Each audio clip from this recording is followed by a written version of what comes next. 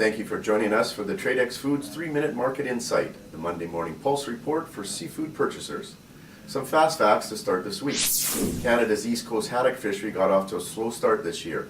This fishery only provides a small proportion of global supply, so low catch rates have not had a big influence on the market, especially because Norwegian and Russian haddock quota is up 25% over last year.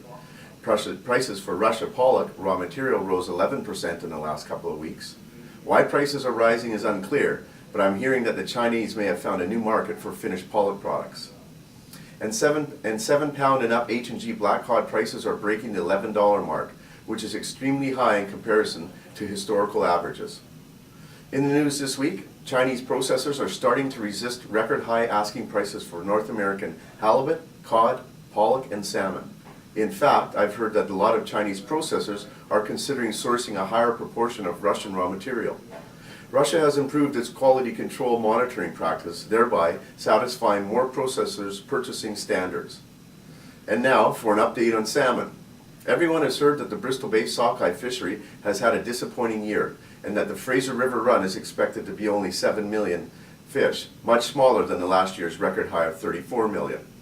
But maybe you haven't heard about the strong run at Cook Inlet in the Gulf of Alaska. More than 2 million sockeye are expected here, and the industry is unprepared. I'm hearing reports on ice shortages and insufficient production capacities, so make sure you're double checking the quality. Meanwhile, Southeast Alaskan pinks are coming in strong and steady.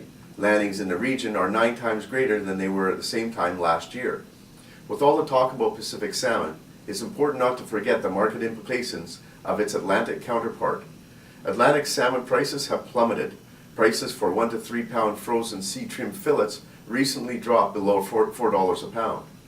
Essentially, the recovery of the Chilean salmon forced Norwegian producers to increase slaughtering and dump product at low prices. These prices may eventually lead to buyers to substitute more expensive wild Pacific salmon with Atlantic product.